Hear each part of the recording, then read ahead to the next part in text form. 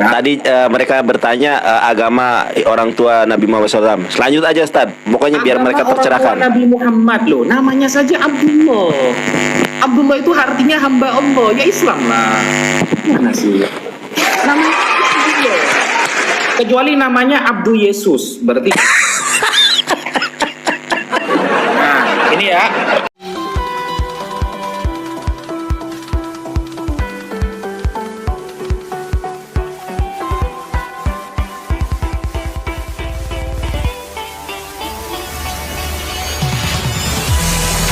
Bismillahirrahmanirrahim. Assalamualaikum warahmatullahi wabarakatuh dan salam selamat malam untuk teman-teman Kristen. Di sini temanya apakah agama Islam itu menyembah batu? Nah, apakah agama Islam itu menyembah Ka'bah dan apakah umat Islam itu menyembah patung? Maka saya katakan dengan tegas tidak. Nah, kata-kata tidak ini apakah ada dalilnya? Ada. Di mana dalilnya? Di dalam surah Quraisy ayat ketiga. Di sana secara tegas Allah Subhanahu wa taala memerintahkan Nabi Muhammad dan umatnya untuk menyembah pemilik kota Mekah. Falyabudu rabb hadzal bait. Maka sembahlah Tuhan pemilik Makkah ini, maksudnya Ka'bah ini. Nah, kenapa Allah menyuruh Nabi Muhammad dengan kalimat Robba hadzal bait, ya, Tuhannya Masjidil Haram? Ada alasannya. Di sini kita cek ya di dalam literatur Islam, kenapa disebut dengan Tuhan Masjidil Haram. Nah, padahal di ayat-ayat lain Allah beberapa kali mengatakan Tuhan semesta alam.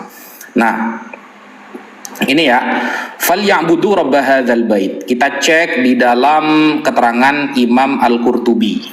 Cek di tafsir Qurtubi itu banyak, terjemahannya sudah banyak itu ya. Nah, di sini ada kalimat begini, wal baitu al-Ka'bah. Kenapa? Wahya ta'rif wa fi ta'rifi nafsihi lahum bi annahu rabbu hadzal bait wajhani. Allah menyebut dirinya sebagai Tuhan Masjidil Haram ini ada dua alasan. Dalam ayat ini ada dua alasan kenapa Allah menyebut dirinya sebagai Tuhannya Ka'bah ini. Bukan Hajar Aswadnya, bukan. Ka'bah, kata Allah. Ahaduhuma li'annahu kanat lahum authan. Karena dulu orang-orang musyrik di Arab itu punya berhala-berhala. Maka ketika Allah menyebutkan saya adalah pemilik Ka'bah ini, maka itu adalah fatamyizun nafsahu anha. Membedakan Allah dengan berhala-berhala orang musyrik yang ada di sana. Ingat, berhala itu diletakkan di sekitar Ka'bah. Tidak ada berhala yang diletakkan di dalam Ka'bah, nggak ada. Cerita dalam sejarah ada berhala di dalam Ka'bah itu nggak ada. Kalau di sekitar Ka'bah berjumlah 360 berhala ada, dan itu yang diperintahkan oleh Allah untuk dihancurkan ketika Fathu Makkah. Itu menunjukkan bahwa kita tidak menyembah patung, karena patung ketika Fathu Mekah itu justru dihancurkan sekitar 300 lebih patung. Kemudian atsani, alasan kedua, kenapa Allah disebut dengan Tuhannya Ka'bah ini? Li'annahum bil bait syarrafu ala sairil Arab. Fadzakara lahum dzalika tadzkiran li ni'mati. Karena saat itu orang-orang Arab sangat memuliakan Ka'bah itu. Orang Arab dulu sangat memuliakan. Kenapa? Karena itu adalah sisa-sisa peninggalan dari Nabi Ibrahim dan Nabi Ismail alaihi salam. Berani naruh berhala di dalam Ka'bah? Nggak ada. Kalau di sekitar, iya. Itu justru menunjukkan bahwa Allah bukanlah berhala. Allah tidak pernah menyuruh umat Islam untuk menyembah patung dan semacamnya. Alasan yang logik juga, tidak ada miniatur Ka'bah yang ada di rumah-rumah lalu bersujud umat Islam di sana, nggak ada, nggak ada. Lalu kita ya kemana-mana bawa miniatur Ka'bah, miniatur tiruan Hajar Aswad, kita taruh di rumah, lalu kita sujud, sholat gitu, nggak ada. Itu justru menunjukkan juga bahwa bukan Ka'bahnya yang disembah, tapi Ka'bah hanya arah untuk kita bersatu menuju ukhuwah Islamiyah dalam beribadah. Yang ketiga, alasannya, coba kita perhatikan, Islam awalnya itu bukan menghadap Ka'bah, tapi menghadap Baitul Maqdis. Kalau memang Ka'bah sebagai inti dari persujudan umat Islam, maka seharusnya tidak ada perpindahan dari dulu. Ternyata umat Islam dulu itu menyembah menghadap Baitul Maqdis. Lalu fawalli wajhaka syatrul Masjidil Haram. Nabi Muhammad berdoa kepada Allah agar kiblatnya, arah solatnya dipindah ke dalam Masjidil Haram, maka Allah setujui.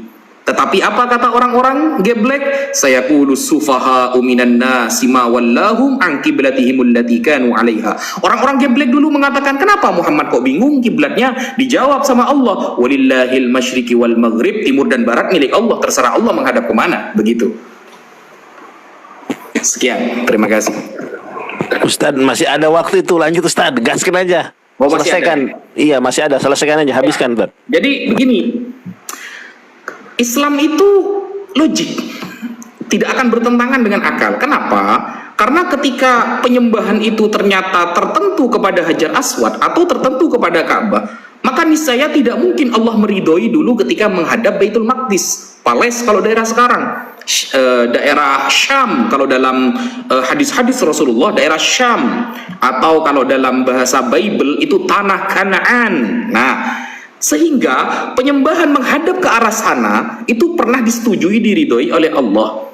Karena dulu Nabi Daud alaihissalam, Nabi Sulaiman alaihissalam memiliki mihrab di sana, memiliki tempat ibadah, sehingga Nabi Muhammad berdoa untuk dipindah ke Masjidil Haram.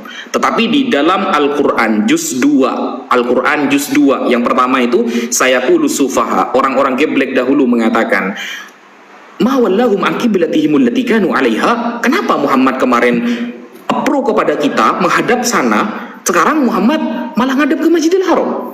Maka Allah menjawab, walillahil masyriqi wal maghrib. Allah lah pemilik timur dan barat, maka terserah Allah menghadap kemana. Karena intinya kepada Allah, bukan kepada benda yang disuruh untuk mengarah terhadap benda tersebut, bukan.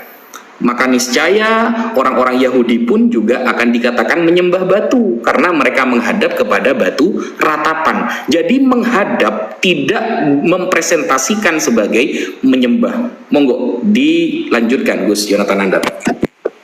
Gak usah Tad, lanjut aja Tad, habiskan semua Tad, tenang, nanti nyerang saja saya. Oke, Jus, ini khusus Islam apa saya boleh loncat? Boleh. Boleh ya. Di dalam Bible itu kan berkali-kali Yesus itu digambarkan, ya, digambarkan sebagai batu. Pertanyaan saya begini, di dalam bahasa sastra, penggambaran manusia dengan batu itu kaitannya apa? Mohon dijawab. Saya bertanya tentang ilmu sastranya ya, karena di dalam Al-Quran kita menggunakan ilmu balaghah, ada ma'ani, ada bayan, ada bade, ada kinayah, ada. Nah, penggambaran manusia sebagai batu itu arahnya kemana dalam ilmu sastra the Bible kalau memang ada? Saya tunggu jawabannya, karena bahasa sastra yang ada di dalam Al-Quran ketika Allah mengatakan bahwa dirinya adalah Tuhan kota Mekah, itu akan kita jawab, semuanya ada, semuanya lengkap, bahkan akan saya sebutkan dengan halamannya, penulisnya, bahkan cetakan tahun berapa saudara. Tapi di sini saya penasaran, Yesus digambarkan sebagai batu yang dibuang oleh AL, angkatan lulu, tukang bangunan, ya. Apa maksud dari gambaran itu? Jawabannya pakai data. Silakan. Waktu habis Tad. Oke, silakan. Silakan Pak Bung. Silakan Pak Bung. Ya, shalom semuanya, selamat malam, selamat dini hari, Tuhan Yesus baik. Yang setuju rumah katakan amin.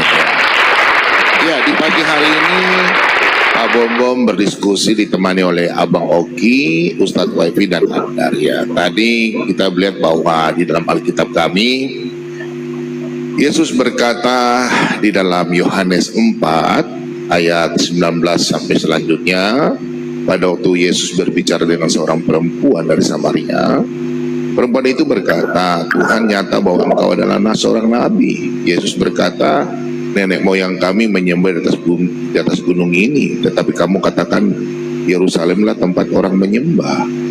Yesus berkata, percayalah kepadaku, hai perempuan, saatnya akan tiba bahwa kamu akan menyembah Bapa bukan di gunung ini, dan bukan juga di Yerusalem. Kamu menyembah apa yang tidak kamu kenal, kami menyembah apa yang kami kenal, sebab keselamatan datang dari bangsa Yahudi. Nah, jadi kita menyembah dalam Yohanes 4 ayat 24, menyembah Allah itu dalam roh dan kebenaran. menyembah Allah dalam roh kebenaran, karena Allah itu adalah roh. Nah, tadi Ustadz Waifi berkata bahwa Yesus adalah batu. Yang digambarkan batu itu adalah, jadi kita harus bisa tahu bahwa budaya orang Yahudi dan di dalam Alkitab itu ada namanya bahasa kiasan, alegoris, ya, metafor. Jadi bukan dikatakan di situ masa batu disalib, kan aneh batu disalib kan? Nah itu, jadi tolonglah cerdas sedikit ya. Orang Yahudi itu kita harus belajar budaya orang Yahudi ya, banyak semacam-macam. Jadi Nandar itu memang Nandar ini senyum-senyum Pepso, dan ini Nandar sepuh ada satu nih.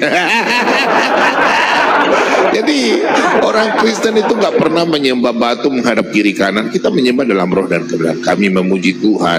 Kemudian masalah patung atau patung Bunda Maria atau patung Yesus, kami bukan menyembah, bukan ya. Jadi seperti kalau di rumah kami ada foto orang tua kami. Oh ini orang tua kami, contoh bapak saya dan mama saya kan sudah meninggal. Jadi foto itu kita lihat seperti ikon saja ya. Oh ini orang tua saya pernah lahirkan saya, supaya anak cucu saya tahu bahwa oh ini bapak punya mama ya. Nah itu juga. Kalau kita kangen kan lihat foto, kadang kita nangis ya, kita kadang cium, itu foto orang tua kita, kata kangen. Jadi bukan kita menyembah, sorry minta maaf, kita nggak sembah itu ya. Jadi ayat Alkitab sudah sangat jelas ya.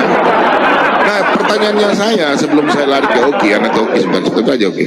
Pertanyaan saya pernah baca suatu hadis, nanti saya akan tunjukkan sebentar, bahwa Nabi Muhammad itu berbicara dengan batu. Nah di Mekah. Nah sebelum jadi Nabi, terus batu itu sekarang sudah ada di Mekah. Nabi bersabda bahwa batu ini saya pernah bicara dengan batu ini membuat salam.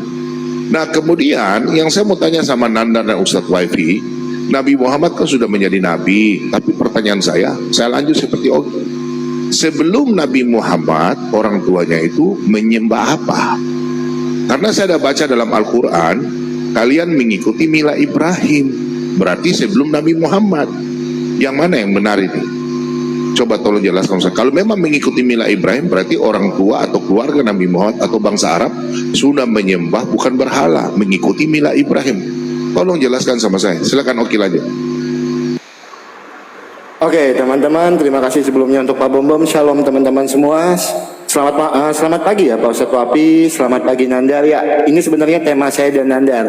Karena tadi kepotong karena sesuatu dan lain hal, saya tidak mau lari dari arah pembicaraan. Ya ketika saya bertanya dengan Nandar tadi, kalau di mana buktinya orang-orang yang menyembah ke arah Bait Suci Salomo itu diartikan Nandar sebagai menyembah. Orang-orang yang sujud ke arah Bait Suci Salomo itu diartikan Nandar sebagai menyembah. Yang menjadi pertanyaan saya, Nandar, saya tidak mau lari kemana-mana, saya lebih bertanya ke Nandar dulu karena ini lawan diskusi saya tadi. Ketika kalian sujud ke arah Ka'bah, apakah itu bisa diartikan kalian menyembah sesuai dengan narasi Nandar? Karena ada orang-orang yang sujud ke Bait Salomo, yang di situ ada kerubim, diartikan Nandar sebagai menyembah. Nah sekarang saya balikan, apakah kalian sujud ke arah Ka'bah Nandar? Karena seperti foto yang saya tunjukkan tadi, kalau kalian juga sujud ke arah Ka'bah Yonatan Nandar. Itu yang pertama. Ya, nah saya mau yang kedua juga. Ya, saya mau bertanya juga di dalam Musnad Ahmad 5346. Oke. Musnad Ahmad 5346. Saya tunjukkan dulu datanya sebentar ya. Ahmad 5346. Oke, masih ada waktu ya, hampir 3 menit lagi. Ini datanya Nandar. Ya, Musnad Ahmad 5346, isnadnya sahih. Saya bacakan ya teman-teman ya. Oke. Sebentar. Bukan ini teman-teman. Ahmad bukan 5346 teman-teman. Sebentar ya. 5364. Ya, sebentar.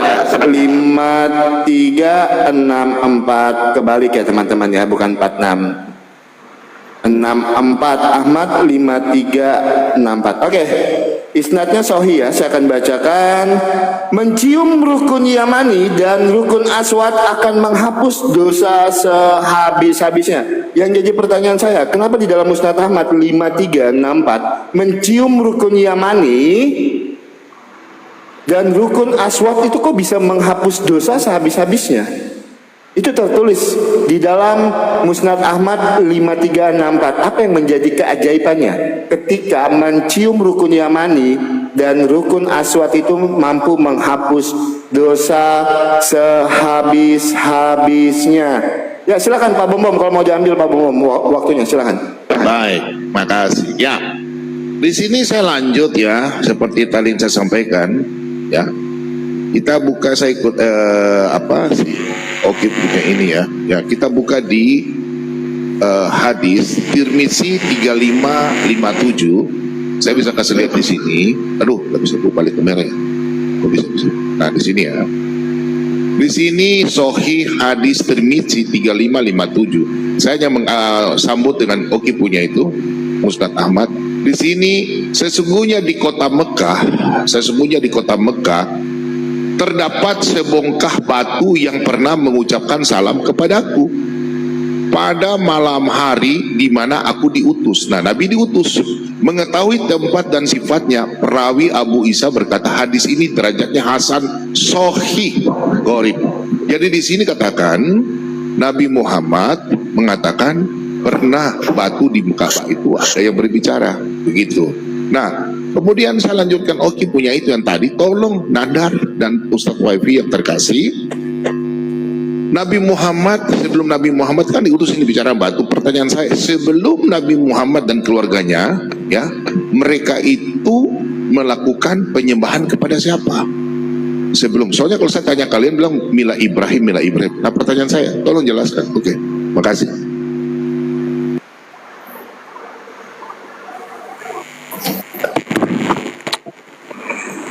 Silakan Ustadz, ini Ustadz semua ini bertanya tentang Islam soalnya. Silakan, tafadhol Ustadz.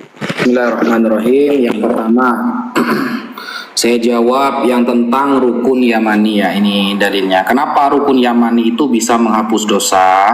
Itu sebenarnya wasilah karena Nabi Muhammad pernah melakukannya. Coba sampean buka.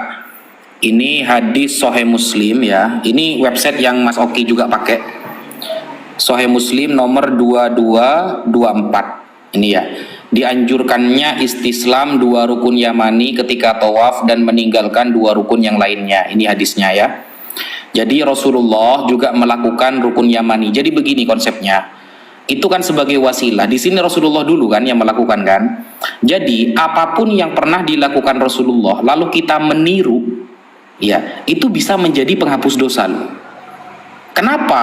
Karena di dalam hadis innal hasanat yudhibnas sayyiat.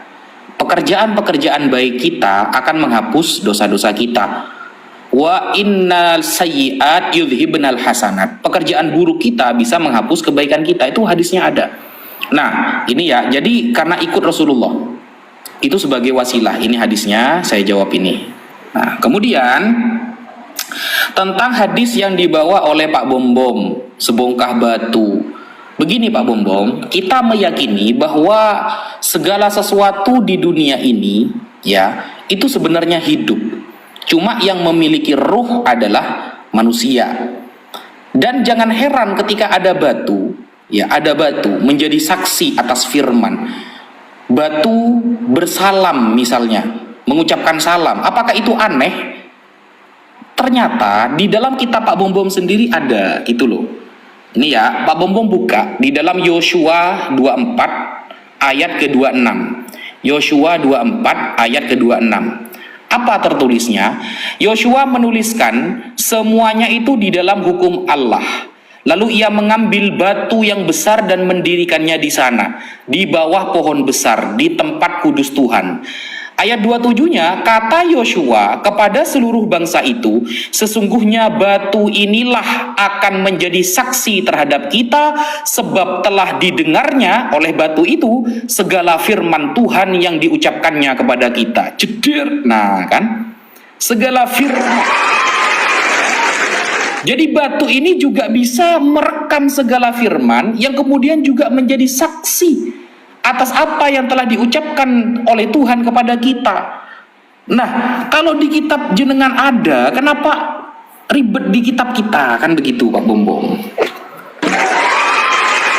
Kenapa ribetnya di kitab kita?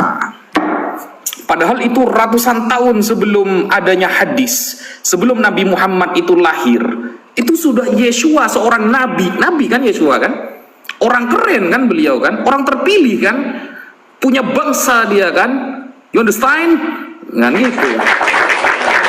Dia mengatakan bahwa apa yang didengar batu ini, segala firman Tuhan yang diucapkan kepada kita sudah menjadi saksi terekam oleh batu ini. Maka itu bukan hal yang mustahil, Pak Bom.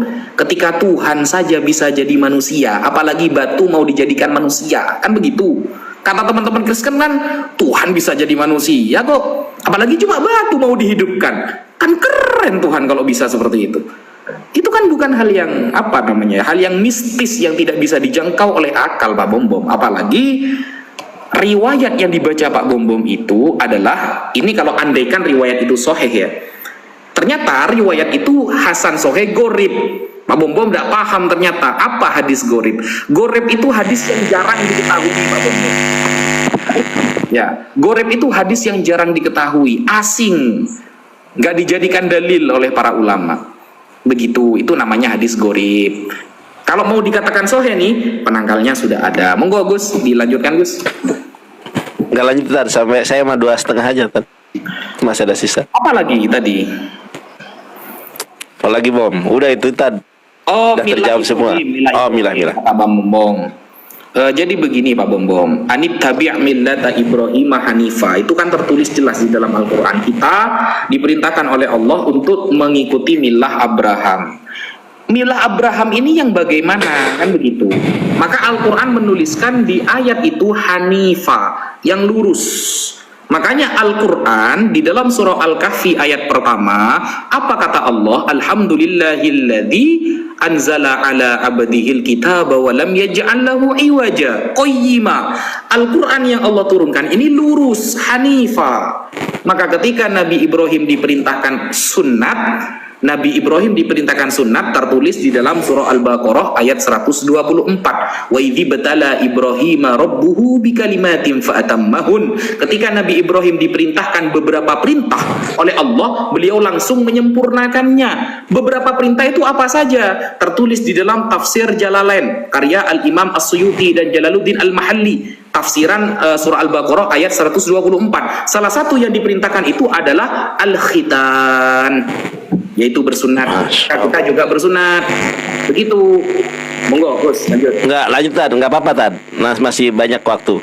Ustadz, tadi mereka bertanya agama orang tua Nabi Muhammad SAW. Selanjut aja Ustadz. Pokoknya biar mereka tercerahkan. Orang tua Nabi Muhammad loh, namanya saja Abdullah. Abdullah itu artinya hamba Allah, ya Islam lah. Mana sih? Namanya Abdullah.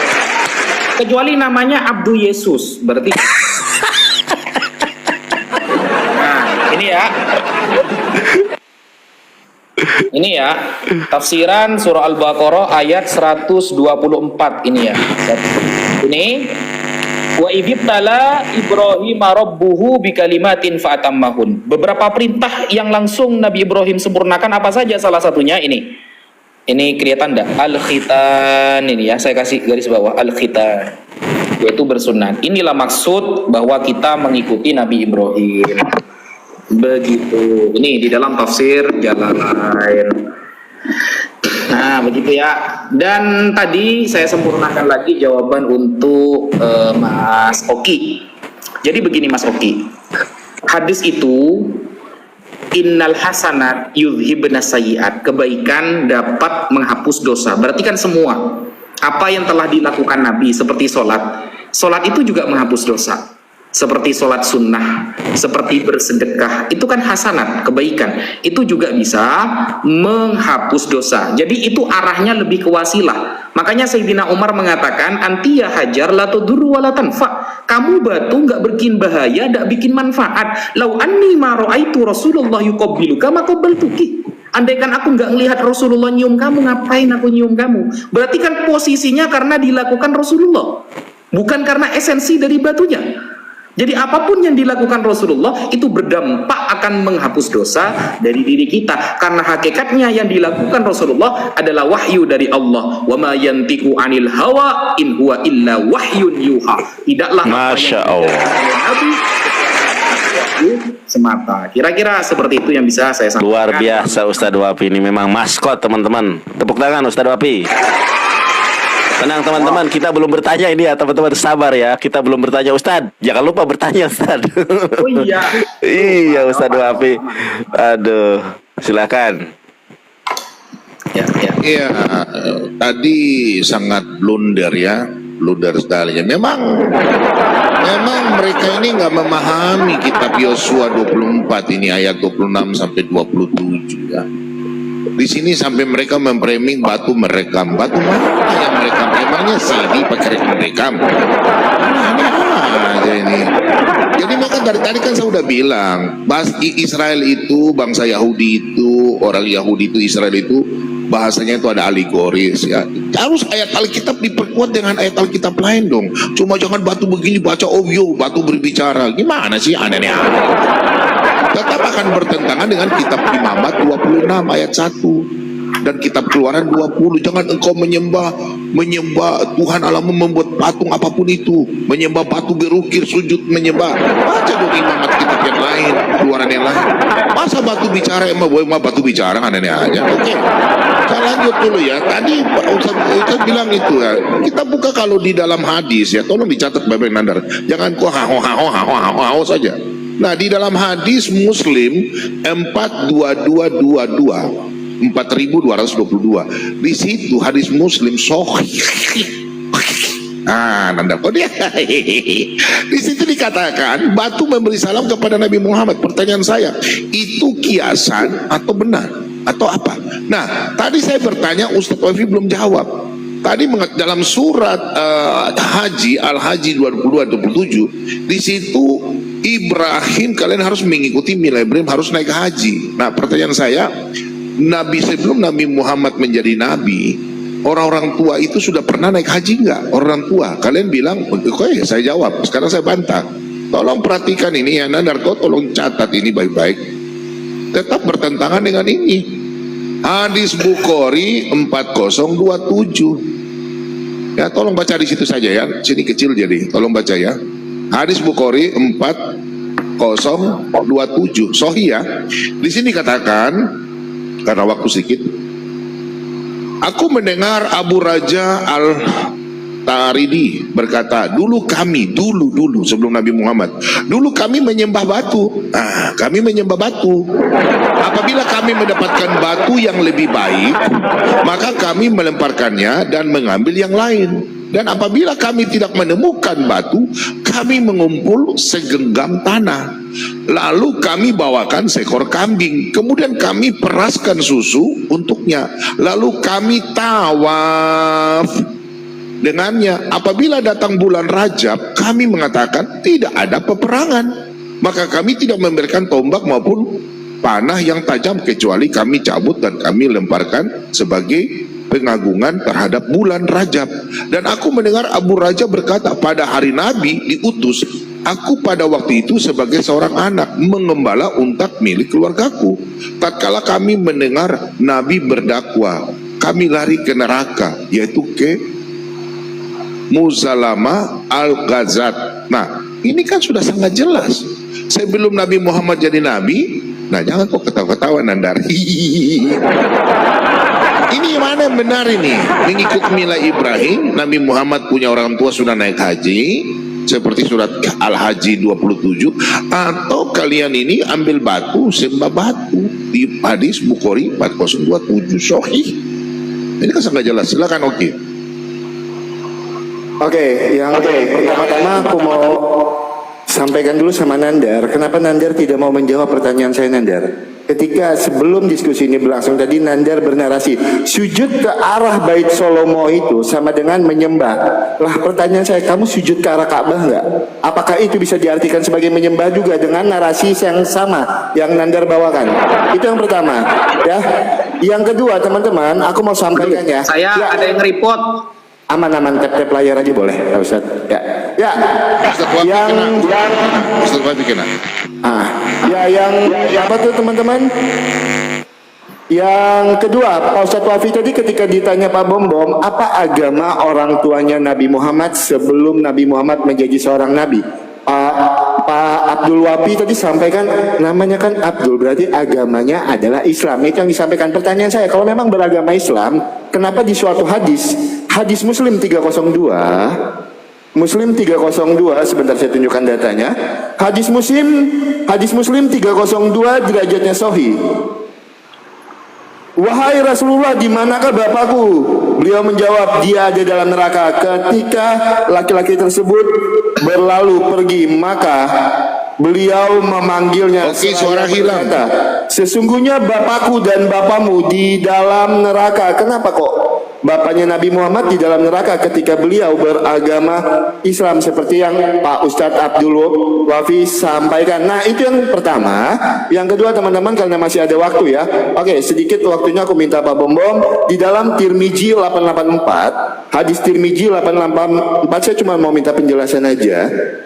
Rasulullah Shallallahu Alaihi Wasallam bersabda mengenai Hajar Aswad, demi Allah, Allah akan membangkitkannya pada hari kiamat dengan dua mata dan lisan yang dapat berbicara, bersaksi bagi siapa saja yang menyentuhnya dengan benar. Abu Isa berkata, ini merupakan hadis hasan. Ya, silakan, nanti saya cuma minta penjelasan dari Tirmizi 884 dan hadis Muslim 302. Dan poin saya ke Nandar, apakah kalian sujud menyembah ke arah sujud ke arah Ka'bah itu bisa diartikan menyembah? Karena Nandar tadi mengartikan sujud ke arah Bait Solomo itu dengan arti menyembah. Nandar tolong nanti jawab ya. Silakan Pak Bom, masih ada waktu kalau mau dipakai Pak Bom. Silakan. Baik ya, jadi di dalam Alkitab kami segala tulisan yang diilhamkan Allah memang bermanfaat untuk mengajar dan mendidik orang dalam kebenaran. Kami orang Kristen tidak pernah namanya mau satu ayat, enggak. Di dalam kitab Ulangan 19 ayat 15, 2-3 perkara saksi sah. Jadi bukan kita baca kitab Yosua 24 ayat 26 langsung oh begini, oh batu begini, nggak bisa. Kita harus berkuat dengan dua ayat. Yang pertama Keluaran 20 ya, ayat yang keempat dan selanjutnya. Imamat 26 ayat 1. Saya pikir sudah clear ya. Jadi Alkitab itu nggak bisa baca, oh jadi begini, literat, enggak. Alkitab itu ada alegoris, metafor, kiasan, ya.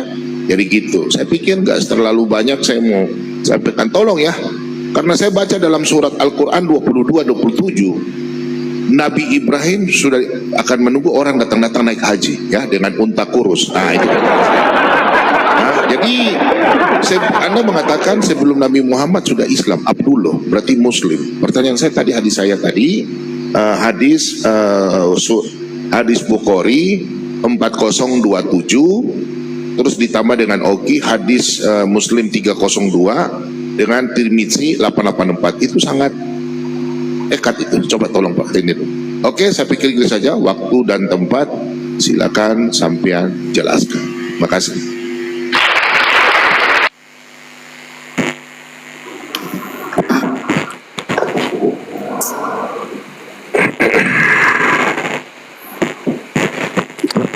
Tafadhol Ustaz.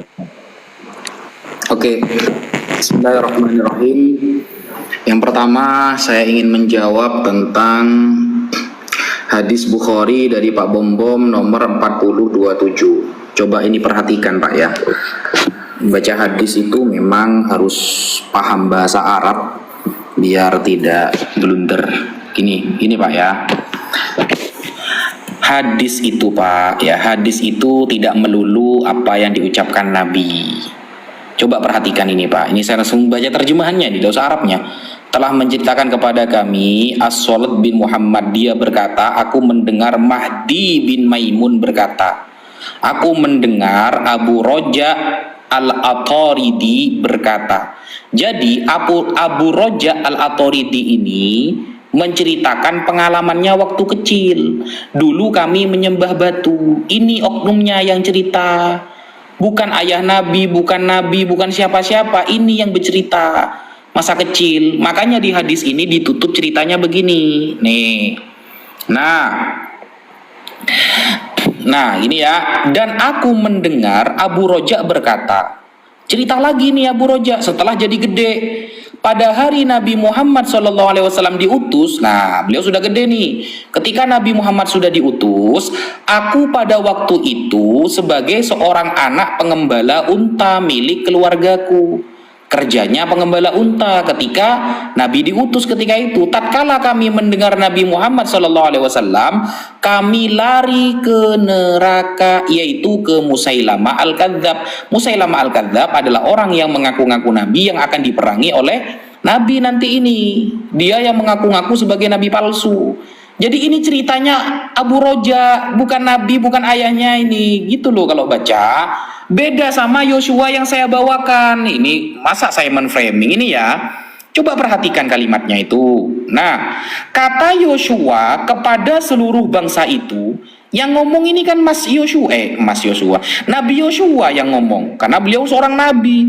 Sesungguhnya batu inilah, kata Yosua, sesungguhnya batu inilah akan menjadi saksi terhadap kita, sebab ya telah didengarnya nyanya batu ini, ya, segala firman Tuhan yang didengarkannya kepada kita. Batu bisa merekam firman Tuhan, gitu loh. Yang ngomong Nabi Yosua yang ngomong, bukan saya Pak Bombom, gitu loh. Yang batu ini yang ngomong. Kemudian hadis yang dikeluarkan yang disampaikan oleh Mas Oki ya, Inna abi wa abaka finnaru, katanya agamanya Islam. Kenapa ada keterangan hadis ayahku dan ayahmu di neraka, kata Nabi. Ingat ya, hadis itu yang dipahami ayah kan terjemahannya Mas Oki. Nah, lafadz Arabnya kan menggunakan kata abun, Mas Oki. Nah, hadis itu tidak dipakai, Mas Oki. Kenapa? Begini, akan menentang Al-Quran nanti. Kata al-ab ini bahasa Arabnya ayah ini al-ab. Ya'ti al-ab fil Quran ala arba'ati ma'anin. Kata abun itu punya 4 makna di dalam Quran. Tidak harus bermakna ayah, gitu loh. Pertama, bisa bermakna orang tua. Yang kedua, bisa bermakna al-jad. Apa jad? Kakek. Seperti ungkapan Nabi Yusuf dalam Al-Quran ini ya, wattaba'tu millata abai, dan aku mengikuti millah ayah-ayahku. Siapa? Ibrahim, Ishak, dan Yakub. Apakah ayahnya Ibrahim ini? Kan bukan, kakeknya kan. Ini tertulis dalam surah Yusuf ayat 38. Maksud Nabi itu adalah pamannya, karena pamannya memang masuk neraka, Abu Jahal, Abu Lahab, gitu. Nah, kalau yang dalilnya ada nggak di Al-Quran? Ada. Coba buka surah Al-Baqarah ayat 133. Idh qala li banihi ma ta'buduna min ba'di. Ketika Nabi Yakub berkata kepada anaknya, apa yang akan kalian sembah setelah aku mati? Qalu, anak-anak Nabi Yakub mengatakan, na'budu ilaha, kami akan menyembah Tuhan yang engkau sembah dan Tuhan ayah-ayah kalian. Apakah abaun?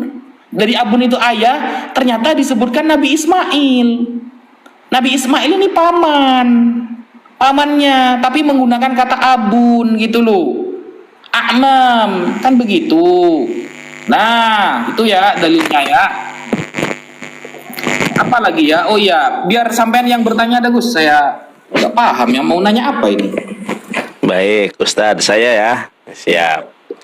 Nah, ini saya bertanya sekarang. Terima kasih Ustadi atas ilmunya, otot-otot diceramahi. Ustadz, saya bacakan di dalam Keluaran 20 nomor keempat. Jangan membuat bagimu patung yang menyerupai apapun yang ada di langit, di atas, atau yang ada di bumi, di bawah, atau yang ada di dalam air di bawah. Di dalam bahasa Ibraninya, lo ta'ase leha besel wehal temuna aser besamayim mimal pe aser paaret mitahat pe aser bamayim mitahat laaret.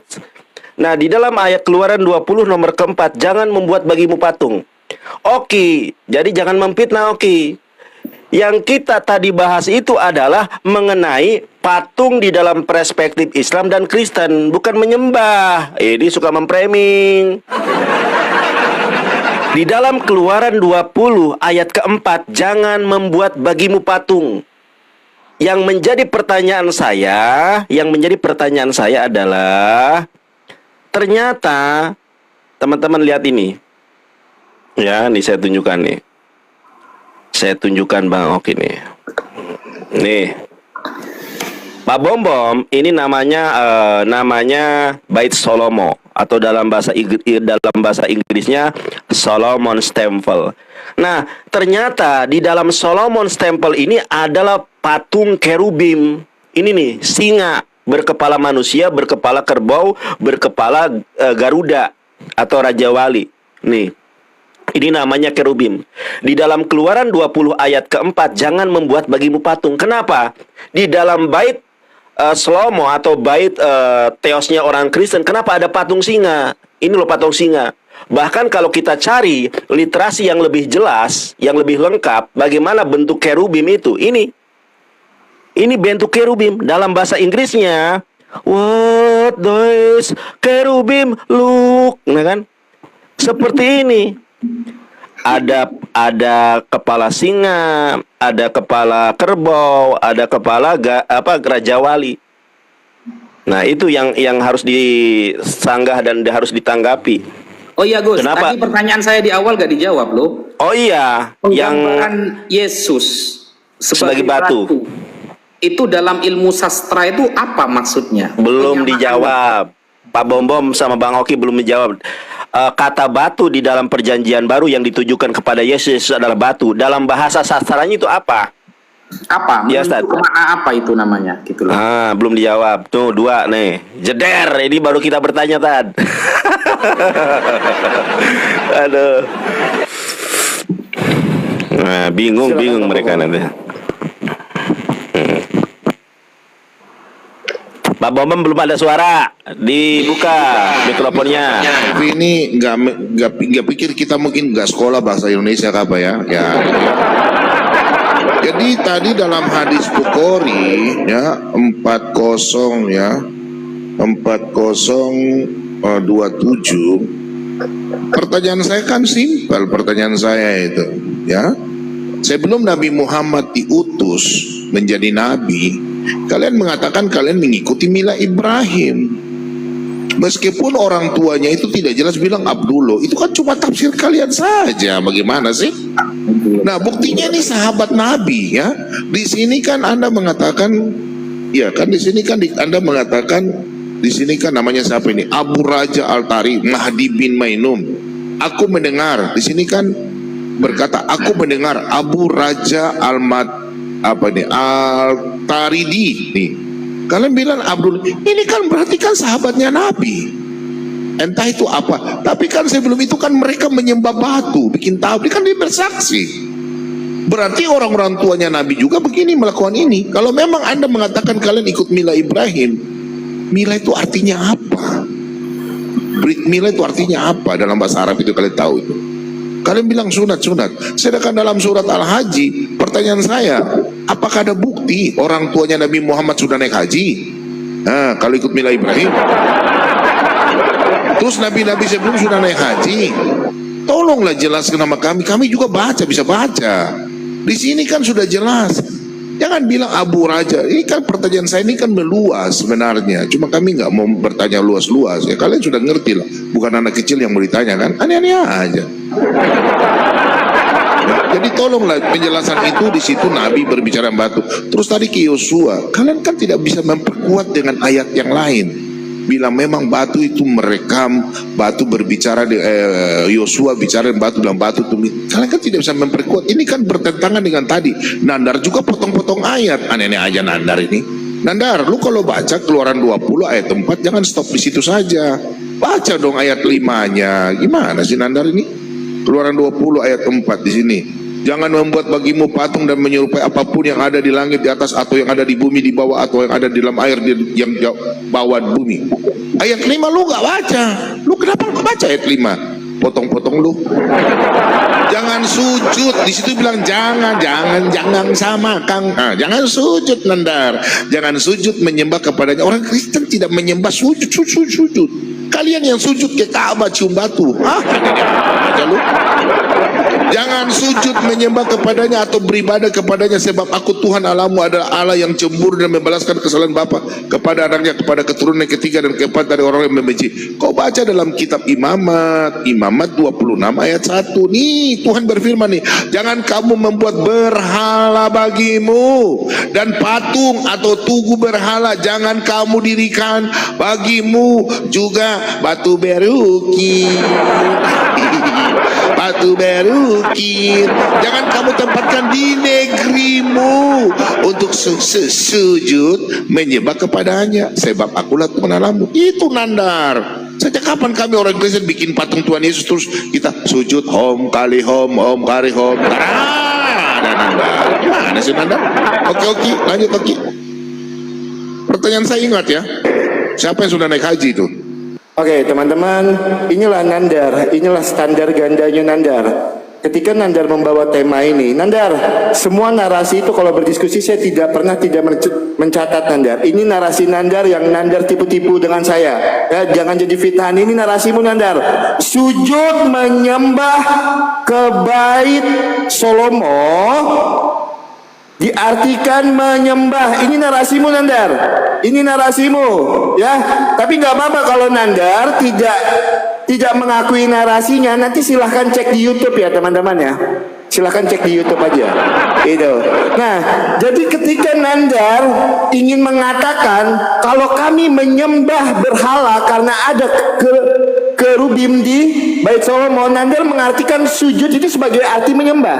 Tetapi ketika kita samakan kalian sujud ke Ka'bah, kalian tidak mau dibilang menyembah. Itu standar ganda. Saya boleh sampaikan, itu standar ganda dan nandar tidak mengakui bahasanya. Itulah. Karena apa? Standar ganda. Ketika orang sujud menyembah ke kerubim diartikan menyembah, tapi kalian sujud ke Ka'bah tidak mau diartikan menyembah. Saya kan cuma menggunakan narasi nandar yang saya balikan ke iman nandar sendiri. Ya, itu yang pertama teman-teman.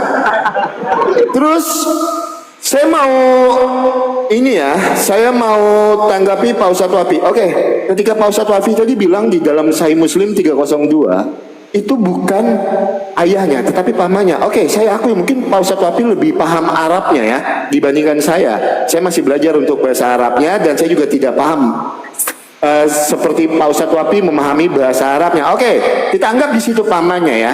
Kita anggap di situ pamannya yang Pak Ustadz sampaikan tidak apa-apa. Tapi saya juga bisa tunjukkan Pak, kalau ibu Nabi Muhammad aja itu juga tidak masuk surga Pak.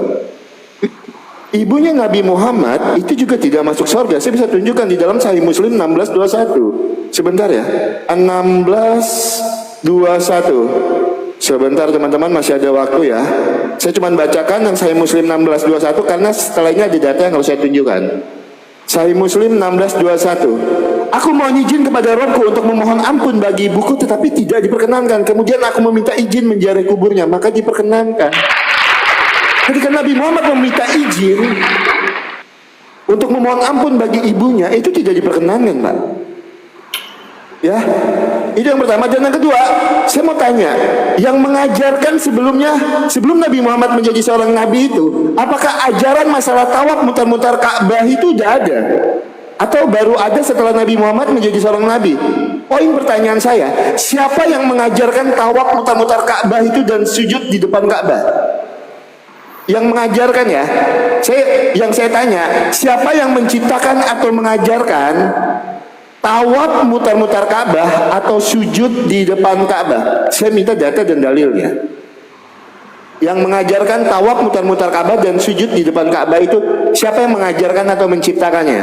Silakan Pak Bom, kalau mau diambil masih ada 1 menit Pak Bom. Itu kan sudah lanjutkan aja kan di dalam hadis Bukhari 4027. Disitulah lalu kami tawaf, putar susu, keliling batu, tawaf dengannya apabila datang bulan Rajab. Kami mengatakan tidak ada peperangan. Nah, di sini kan sudah jelas ada kata tawaf.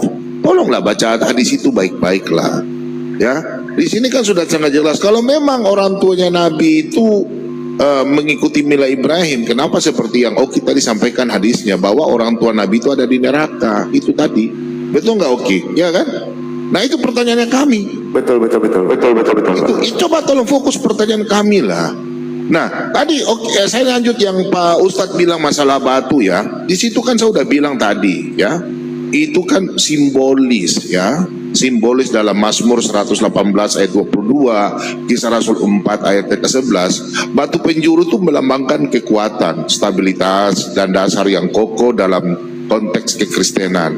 Yesus sebagai batu penjuru memberikan perlindungan, keselamatan dan kepastian bagi orang percaya. Ini kan sastranya istilahnya kan kalian maksud batu bahasa kiasan. Emangnya Yesus batu? Yesus itu manusia. Aneh-aneh. Masa batu disalib? Waktu habis. Waktu habis.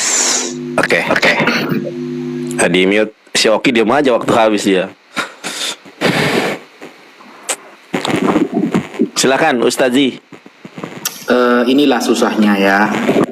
Giliran bertanya ke Islam tajam banget. Dan selalu kita tampilkan data. Tapi giliran pertanyaan saya nggak ada satupun data yang ditampilkan. Ketika saya mengatakan bahwa Yesus adalah batu penjuru yang dibuang oleh tukang bangunan, lalu mengatakan iya maksudnya itu Yesus ini melindungi begini-begini, nggak ada tampilan data sama sekali. Sedangkan kita tadi pakai kitab ini, pakai kitab tafsir, pakai kitab hadis, semuanya saya tampilkan. Kalau cuma seperti itu siapa yang nggak bisa, gitu loh.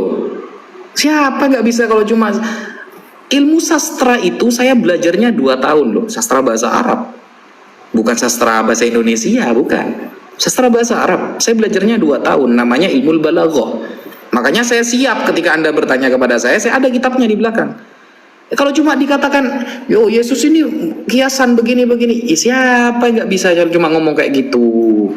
Saya pun undangan ceramah sekarang temanya kayak gitu bisa. Kalau cuma seperti itu, gak ada di dalam pendapat siapa, pakar siapa yang mengatakan, kan begitu seharusnya. Ada yang ditampilkan lah. Saya dari tadi sibuk mencarikan jenengan data, sehingga hadis itu benar-benar dipahami secara maksimal, Pak Bombong. Malah saya kasih air susu, Pak Bombong ke saya malah dikasih air arak sayanya. Gak ada data pun yang ditampilkan, Pak Bombong, gitu loh. Masalah ibu Nabi misalnya. Jadi begini, di dalam ilmu hadis itu ada teori nasakh ya, penasahan sebuah hadis yang sudah nggak dipakai. Orang tua Nabi ketika tidak boleh diziarahi ibunya maksudnya ya oleh Nabi Muhammad SAW, itu tidak menunjukkan ibu Nabi itu adalah ahli neraka sebagai status kafir, enggak. Karena begini, ini kalau saya jelaskan panjang sebenarnya. Tapi rugi, saya nampilin data ini rugi karena jawaban saya pun nggak ada data yang ditampilkan gitu loh. Jadi gini, Nabi Isa dan Nabi Muhammad itu terpaut ratusan tahun. Nah, ketika terpaut ratusan tahun, itu namanya ada masa fatroh. Amin, buka nanti ya. Apa sih masa fatroh itu? Buka di Google boleh lah. Karena keterangannya akan sama nanti. Masa fatroh. Masa fatroh itu masa kekosongan Nabi. Gak ada nabi, gak ada orang yang bisa didakwahi, gak ada orang yang muncul di sana sebagai nabi, sedangkan dia hanya mendengar sedikit dari cerita-cerita Nabi Isa dulu. Nah, jarak Nabi Isa dengan Nabi Muhammad kan jauh ratusan tahun, sehingga orang-orang yang tidak kesampaian dakwah Nabi ini, sedangkan yang ke Mekah itu bukan Nabi Isa. Nabi Isa ada di tanah Syam, jauh, bukan di Mekah. Yang di Mekah terakhir kali kan Nabi Ibrahim tuh sama Nabi Ismail yang pernah sampai ke sana. Nah, karena dakwah ini sudah ribuan tahun, ratusan tahun, maka orang-orang itu sulit mendengarkan secara maksimal. Itu namanya masa fatroh. Nah, kalau masa fatroh, maka jelas mereka memang gak boleh diziarahi karena mereka sudah dapat jaminan surga. Ziarah itu mau dimintain ampunan doa kan, ampunan dosa, dosa ibu saya, ya Allah ampunilah dosanya, saya datang ke makamnya. Kalau sudah dijamin masuk surga, ngapain didatangi ke makamnya? Apakah ada dalil yang saya terangkan seperti ini?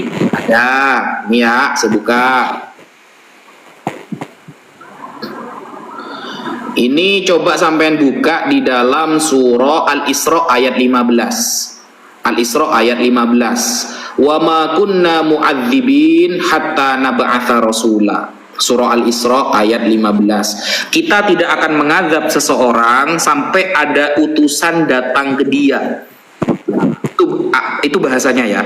Kami, kata Allah, tidak akan mengazab seseorang sampai ada utusan datang ke dia. Nah, sedangkan di zaman orang tua Nabi itu hanya mendengar sedikit saja yang disembah namanya Allah, tidak diterangkan secara maksimal, secara terperinci karena jaraknya sudah ratusan tahun. Makanya nama ayah Nabi Abdullah, hamba Allah, bukan Abdu Yesus, apalagi Abdu Paulus, bukan hambanya Yesus. Sehingga ada nama Allah itu terdengar, tapi tidak bisa mempraktikkan ibadah secara maksimal karena sudah jarak ratusan tahun. Kita saja dengan jarak cerita Wali Songo hanya 200 atau 300 tahun yang lalu dengan Wali Songo kan, kita hanya mendengarkan sedikit cerita tentang Wali Songo, nggak tahu sholatnya, bagaimana sedekahnya, nggak tahu. Apalagi antara Nabi Ibrahim sampai Nabi Muhammad, kan begitu, wajar. Sedikit yang mereka ketahui. Nah, maka mereka disebut dengan ahlul fatrah, orang yang gak kesampaian dakwah Nabi secara lengkap. Maka ayat surah Al-Isra ayat 15 menjawab tidak akan diazab oleh Allah karena sudah dijamin masuk surga. Ngapain Nabi ke makamnya? Kalau ke makam itu mintakan doa ampunan, dia tidak usah, ada diizini oleh Allah, gitu loh. Gitu ya. Tolonglah, pertanyaan saya pakai referensi, biar saya nggak sibuk nyari hadis, saya nyari syarahnya, biar imbang kita itu. Yesus disebut batu penjuru, itu mana data tentang sastra penyamaan manusia dengan batu penjuru ini sejak kapan menjadi sebuah sastra gitu loh. Sastranya masuk ke apa? Apa ma'ani, bayan, badi, kan ada babnya kan.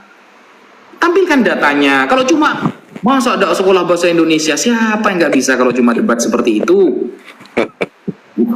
Gitu loh. Monggo Gus, lanjut. Iya. Bom, sekalipun saya bacakan ayat kelimanya, tetap kena nih bahasa Ibraninya. Ya, di dalam ayat kelima. Lo tistahfeh lahem. Jangan kalian bersujud kepadanya. Ini larangan Allah. Tetapi kau lihat ini. Ya, kau lihat ini Pak Bom. Sebentar.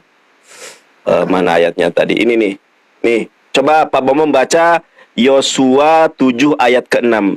Yosua pun menggoyahkan jubahnya dan sujudlah ia dengan mukanya sampai ke tanah di depan tabut Tuhan. Ngerti nggak tabut Tuhan itu apa? Saya tunjukkan tabut Tuhan.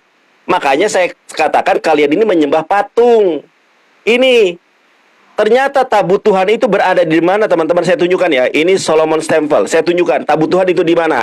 Di sebelahnya kendaraan Yahweh. Nih, apa ini? Ini tabut Tuhan.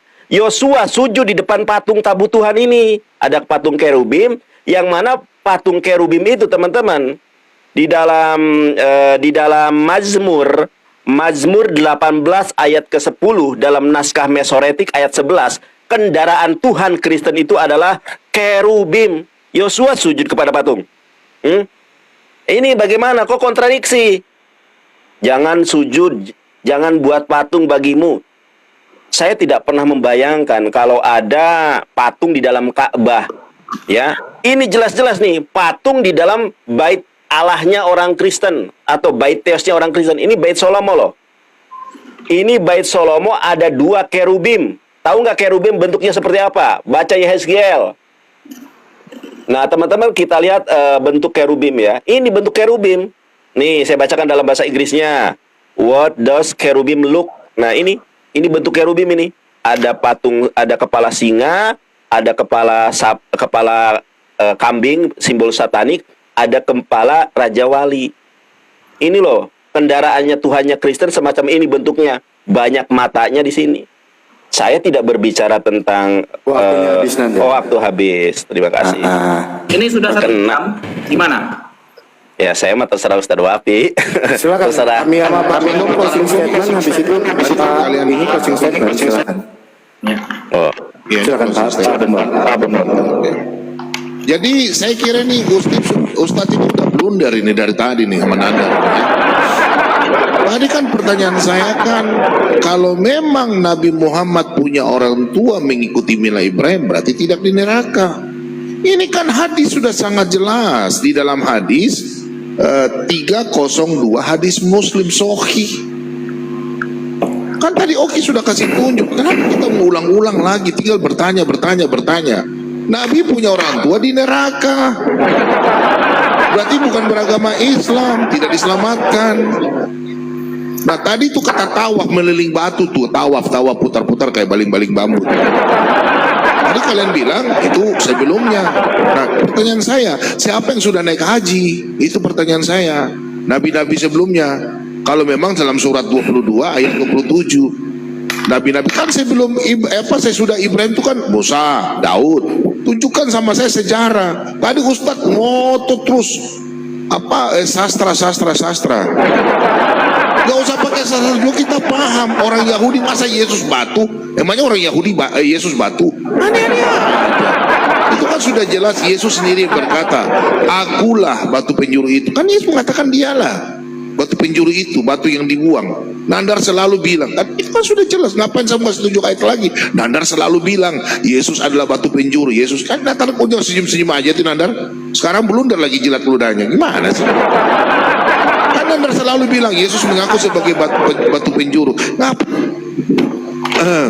Ngapain kita lagi mau bawa lagi ke situ ke Nandar? Nah tadi kata Hanif, tolong jelaskan sama saya kata Hanif. Tadi Ustadz Waifi bilang kata Hanif. Hanif itu kan bahasa Suryani, ya kan? Itu kafir kah? Tolong pertanyaan saya belum dijawab sama Oki.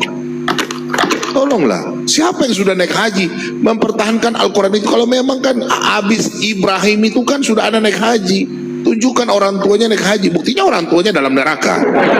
Saya nggak banyak ngomong lagi. Saya pikir ini statement saya. Nanti kita diskusi mana Tuhan mana ini. Silakan Oki, lanjutkan deh. Saya udah cukup. Oke, ya aku mau tambahkan dulu apa yang disampaikan Pak Bombom. Sebenarnya masalah Tuhan Yesus sebagai batu penjuru kan udah dijawab Pak Bombom lah. Dari awal ya teman-teman, itu adalah sebuah perumpamaan. Tapi Pak Ustadz Wapi bilang, tunjukkan datanya ya, saya tunjukkan sedikit ya, di dalam Matius 21 ayat 45. Ketika imam-imam kepala orang-orang Farisi mendengar perumpamaan Yesus, makanya Tuhan Yesus itu disebut batu penjuru. Kenapa? Karena Yesus adalah dasar yang kokoh bagi iman dan kehidupan orang percaya. Itu loh, itu kan suatu perumpamaan jelas di sini dikatakan. Matius 1 ayat 24-5, jeder, selamat datang di kebenaran. Makanya Pak Bombom dari tadi bilang itu adalah sebuah perumpamaan. Ini loh, ketika imam-imam kepala dan orang-orang Farisi mendengar perumpamaan Yesus. Nah terus kenapa tidak ditanggapi sama sekali? Pertanyaan saya, siapa yang menciptakan atau mengajarkan tawaf mutar-mutar Ka'bah itu? Kenapa tidak disenggol sama sekali? Tapi karena ini closing statement saya akan tunjukkan datanya. Di dalam Sirah Nabawiyah Al-Mubakhuri, halaman ke-24. Begitu pula kisah kemusyrikan dan penyembahan terhadap berhala yang menjadi fenomena terbesar dari agama-agama orang jahiliyah yang menganggap dirinya berada pada agama Ibrahim.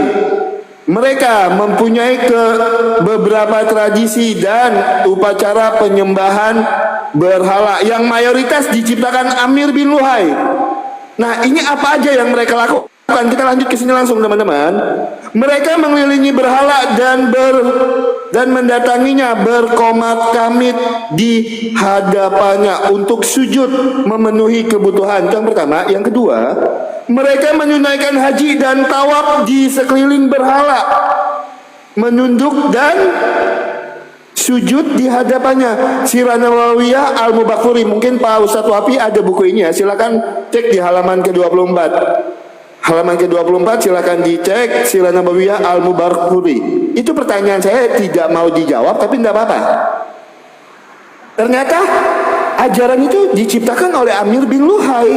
Jelas tertulis di dalam literasi Pak Ustadz Wapi sendiri. Loh, ini kan literasi sendiri, masa mau dibantah juga literasi Islamnya? Ini, saya bacakan. Mereka mempunyai beberapa tradisi dan upacara penyembahan berhala yang mayoritas diciptakan Amir bin Luhai. Masa mau dibantah? Amr, bukan Amir. Itu. Ini kan data. Nih, Sirah Nabawiyah Al-Mubakhuri. Oke ya teman-teman, saya mau lanjutkan ya. Benar apa yang disampaikan Pak Bombom ya? Kami orang Kristen, kita orang Kristen itu tidak pernah menyembah batu, menyembah berhala, tidak pernah. Ya, Tuhan Yesus disebut sebagai batu penjuru itu apa teman-teman? Yesus adalah dasar yang kokoh bagi iman dan kehidupan orang-orang percaya. Makanya Tuhan Yesus itu disebutkan sebagai batu penjuru. Nah, di dalam iman Kristen juga tidak pernah batu itu bisa menghapus dosa sehabis-habisnya. Tidak pernah juga batu itu turun dari sorga. Yang dulunya warna putih susu, sekarang jadi warna hitam. Karena apa? Karena banyak menyerap dosa. Tidak pernah di dalam ajaran Kristen seperti itu ya teman-teman ya. Jadi tidak pernah. Silakan Pak Bombom, masih ada waktu 2 menit. Lanjut Pak. Ya, jadi gitu ya. Jadi sudah sangat jelas dalam Matius 21 ayat 42. Saya nggak usah ngomong lagi dalilnya. Nandar setiap hari ngomong Yesus adalah batu, Yesus adalah batu. Kan tampar mulutnya sendiri. Lalu kalau mau tanya sejarah, lu tanya sama Yesus sendiri. Sudah kesana cari Yesus yang mana? Yesus kami kan sudah di surga, bukan Yesus pemain bola yang kalian maksud. Emangnya Yesus batu? Yang batu sekarang yang tiap hari kalian menghadap ke sana, tiap tahun naik haji itu kalian tanya ke sana, gitu loh, ya. Jadi saya pikir kalian tidak menjawab pertanyaan kami yang tadi kita sampaikan dalam hadis bahwa orang tua Nabi Muhammad itu masuk neraka. Itu hadis kalian yang ngomong loh, hadis Muslim loh, sohoi. Kemudian tidak menjawab pertanyaan saya. Mila Ibrahim naik haji di situ kan, di situ dalam QS 22 ayat 27 di situ dikatakan bahwa akan kalian naik haji, ya. Pertanyaan saya, Ka'bah itu kan sudah ada dari zamannya Ibrahim, ya. Menurut teman-teman beberapa itu dalam surat Al-Hajj 20 Al-Hajj ya, ayat 27 di situ dikatakan, ya di situ ya. Aduh, kenapa pindah ke sini nih? Aduh, aneh aja nih ya. Menghambat ini ya. Oke. Di sini dikatakan, wahai Ibrahim, serulah manusia untuk mengerjakan haji. Niscaya mereka akan datang kepadamu dengan berjalan kaki dan mengendarai unta kurus, datang dari segenap penjuru yang jauh. Nah di sini kan Allah mengatakan orang harus naik haji, sedangkan orang tua tadi masuk neraka. Gimana? Siapa yang sudah naik haji situ datang pakai unta kurus lagi? Pertanyaannya, apakah Allah mau tahu? Kenapa tidak bilang situ naik kendaraan, naik kapal kan? Baru dari Indonesia. Emangnya Indonesia ini sambung dengan benua Asia? Kalau naik unta berarti terbang dong untanya. Ya, tolong fokus pertanyaan kami ya. Orang tuanya Nabi itu di situ dikatakan hadis, bukan kami yang naik masuk neraka. Oke, silakan. Waktu habis. Kita closing Tad.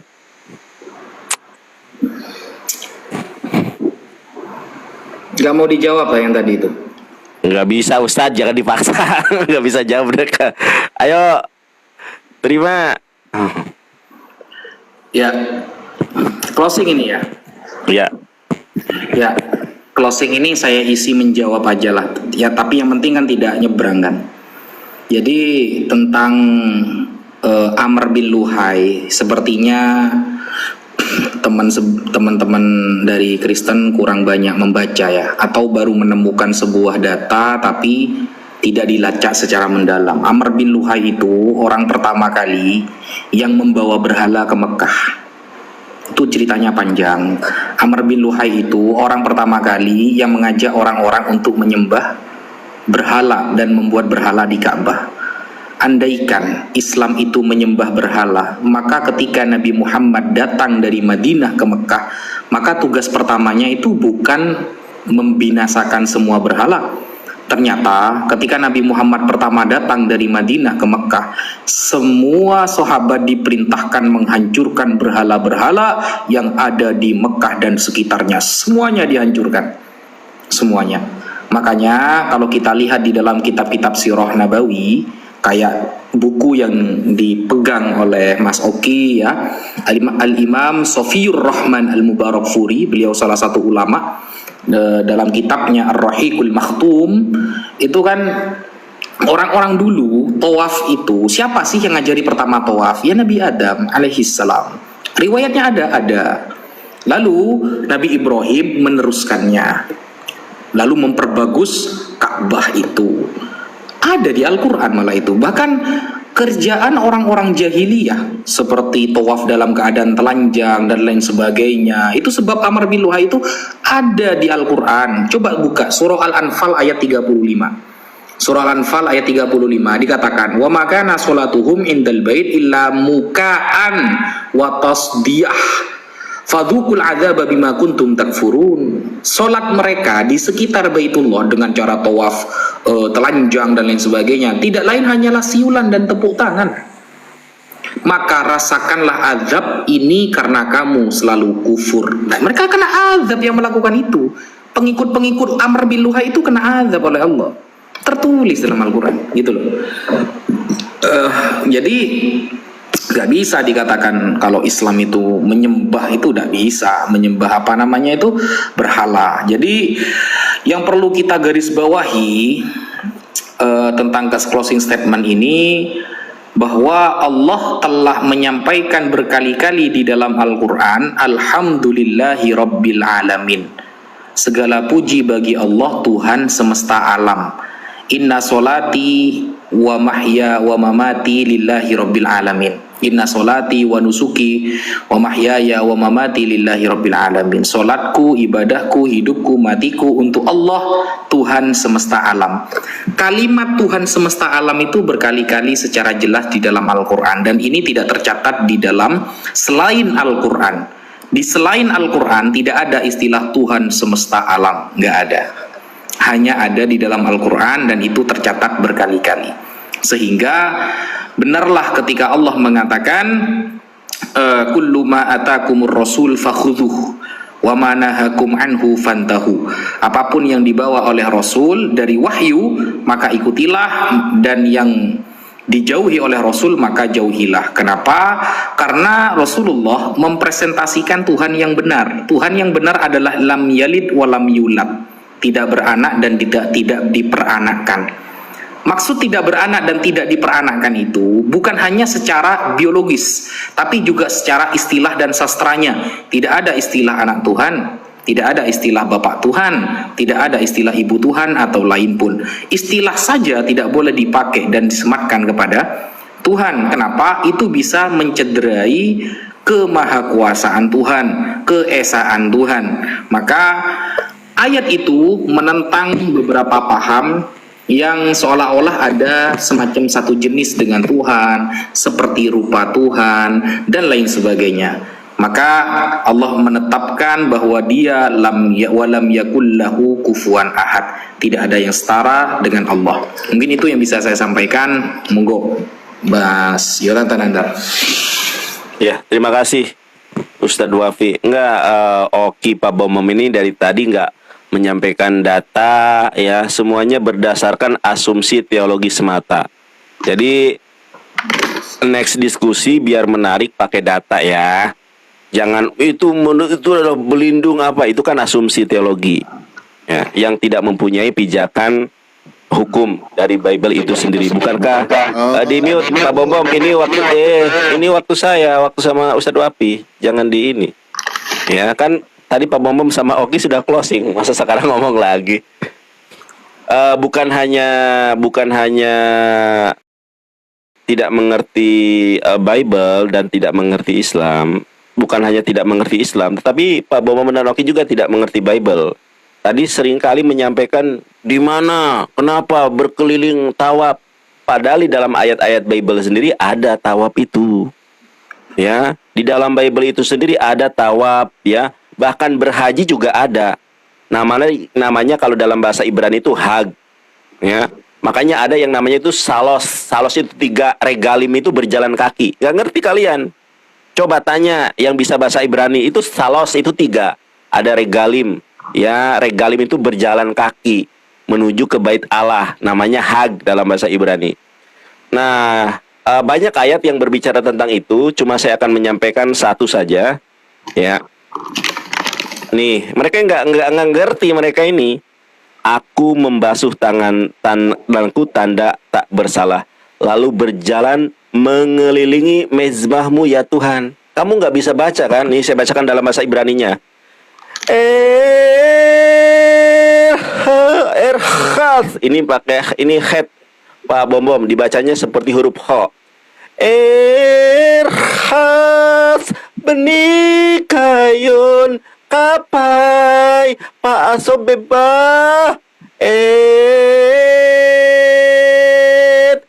mizbahaha Adonai.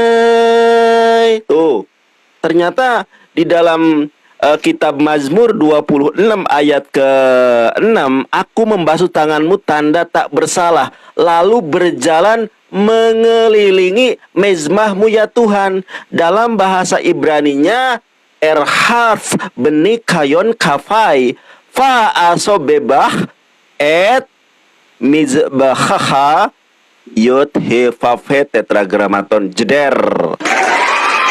Jadi sebagaimana iman Kristen Protestan, sola scriptura, ya sebelum berdebat itu kuasai dulu materi. Ustadz Wapi dengan keilmuannya menyampaikan data Quran, data hadis, menjelaskan koidahnya. Masa Ustadz Wapi bertanya, Yesus disebut sebagai batu itu sastra apa ya? Improvisasinya masuk ke mana ini? Ke sastra kah? Ke apakah? Lalu tolong dijelaskan. Malah itu batu pelindung berdasarkan asumsi teologi. Terima kasih atas diskusi malam hari ini. Matius 21:42 kan menjawab udah closing. Kan itu disebut perumpama. Udah closing. Mana kan gitu kan? Itu namanya asumsi teologis. Iya, udah. Bukan by data. Ya sama kayak Nandar tadi kan. Aku pakai Bible, pakai Ibrani. Mana? Sujud Itu Yosua 7 ayat ke-6. Masih gak terima dia. Aduh. Oke. Udah. Ya, siap. Sudah closing ya. Terima, kasih, Pak tidak Ustadz terima, Wapi, ya. itulah kenyataan pahit buat terima kasih banyak. Maaf kalau ada kata-kata saya yang salah ya. Iya, sama-sama Pak Bom Bom.